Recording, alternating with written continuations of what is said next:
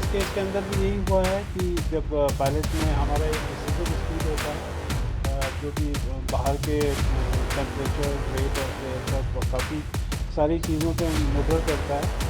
इससे पहले अगर हमारे पास कोई भी सी भी गलती आती है, वार्निंग आती है, तो पायलट का काम होता है उस टेक ऑफ को रिजेक्ट कर देना। इस पर्टिकुलर केस में एयरक्राफ्ट अपनी डिसीजन स्पीड तक पहुंचा है और फिर उसने टेक ऑफ इनिशिएट किया है। दैट मीन्स वहाँ तक उसको कोई वार्निंग नहीं है।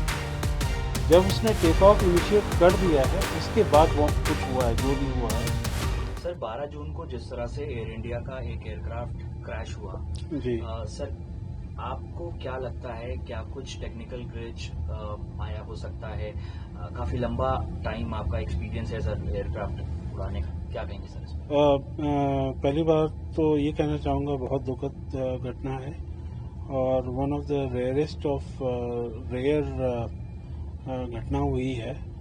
और जो भी हम अभी कहेंगे वो एक स्पेकुलेशन होगा, बट फ्रॉम माय एक्सपीरियंस और जो हमने इसके वीडियोस देखे हैं, सिर्फ हम एक कयास लगा सकते हैं कि ये पॉसिबिलिटी हुई होगी।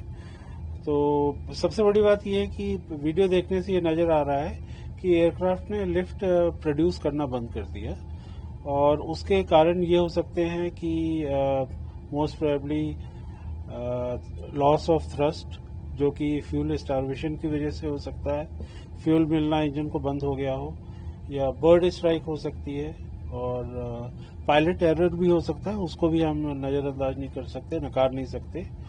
और टेक्निकल फेलियर भी हो सकते हैं कि एयरक्राफ्ट में बहुत सारे एडवांस सिस्टम होते हैं और हालांकि वो फेल प्रूफ होते हैं, लेकिन फिर भी इंस्ट्रूमेंट तो इंस्ट्रूमेंट है, कभी भी कुछ हो सकता है, तो उसको भी नकारा नहीं जा सकता। इनमें से कुछ भी हो सकता है। तो सर अब आपको क्या लगता है किस तरह से पता चल पाएगा, क्योंकि ब्लैक बॉक्स मिल गया है?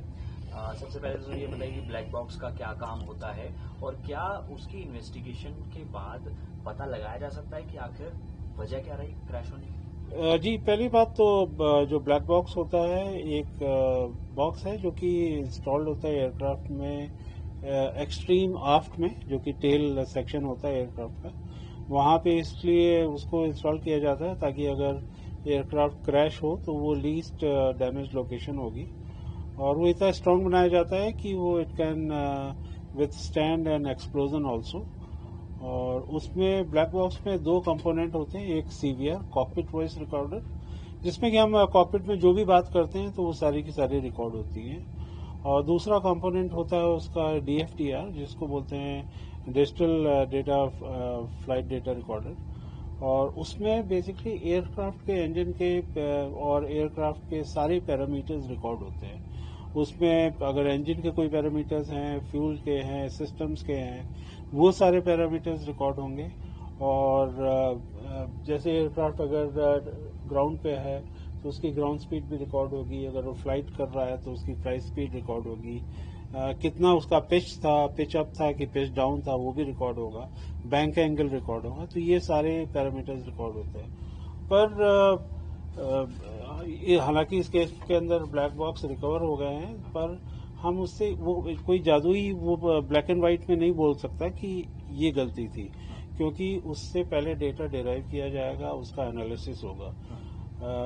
वो सिर्फ हमें डेटा प्रोवाइड करता है, फिर इन्वेस्टिगेटिव एजेंसीज होती हैं, उस डेटा को स्टडी करती हैं, एनालाइज करती हैं, and then they will come to some conclusion कि एक्चुअली में क्या हुआ हो सकता है। तो काफ़ी लोग सोचते हैं कि ब्लैक बॉक्स सब कुछ बता देगा, ऐसा नहीं है। वो हमें सिर्फ डेटा प्रोवाइड करता है, डेटा ये सारी जांच एजेंसियां उसको एनालाइज करती हैं, फिर रिजल्ट पे आती है। सर एक सवाल ये है कि जिस तरह से ये बोइंग का एयरक्राफ्ट क्रैश हुआ है जी, अब बोइंग एयरक्राफ्ट की जो सिक्योरिटी है जी। उस पर भी अब सवाल खड़े होने शुरू हो गए हैं। कई सारे एविएशन एक्सपर्ट सवाल खड़े कर रहे हैं, कई लोग ये भी कह रहे हैं कि सुरक्षित है। ये जो पर्टिकुलर विमान क्रैश हुआ है सर, ये कितना सुरक्षित था और इसके बारे में क्या कहेंगे सर? जी, बोइंग 787 ड्रीमलाइनर काफ़ी रिलायबल एयरक्राफ्ट माना जाता है और इसकी इस तरह की ये इतिहास में पहली घटना है और पिछले करीबन 11-12 सालों से ये सर्विस में है। इस तरह की कोई घटना नहीं हुई है।